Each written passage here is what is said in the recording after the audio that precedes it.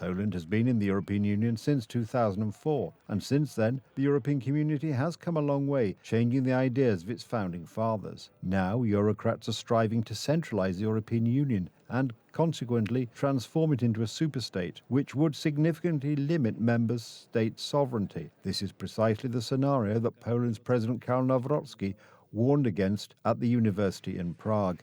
We joined the EU to benefit from the Schengen area, and we are taking advantage of it. However, the goal was not for the European Union to dictate the terms of our political system, our diet, or our upbringing of our children.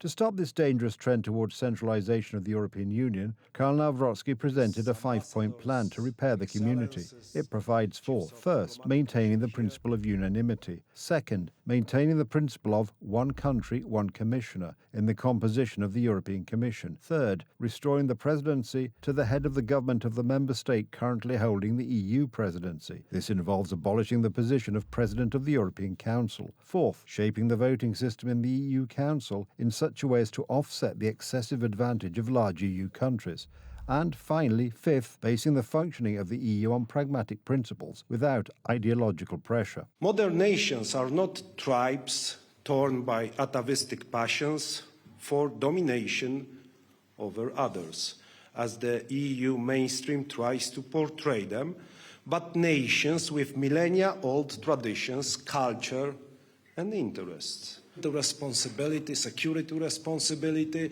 and build our future without those mistakes.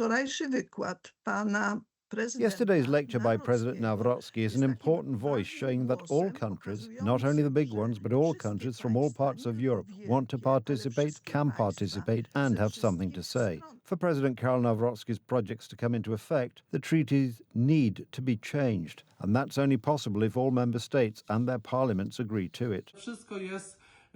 Everything is up for grabs because the geopolitical situation means that such considerations must be made. Otherwise, the European Union will head for collapse. President Karol Nawrocki's idea is also praised by politicians outside the Law and Justice camp. An example of this is Krzysztof Bosak from the Confederation, who sees the need to block the centralization of the Union. We need politicians who will openly question the trend towards centralization of the European Union and remind us that democratic European states have their own purpose, which is to work for the good of their nations. The government takes a completely different stance. Deputy Prime Minister and Minister of Foreign Affairs Radosław Sikorski, attempting to assume the role of the President's superior, tries to tell Karol Nawrocki what he can and cannot do. I kindly inform you that the Council of Ministers has not authorised the President to submit proposals for amendments to European treaties. We should be united. We should send a signal to the outside world that we are cooperating despite our political differences. Minister Sikorski is not doing this. Prime Minister Tusk in Poland claims to be opposed to the centralisation of the European Union. At the same time, he remains a member of the European People's Party, which lobbies for changes in the community.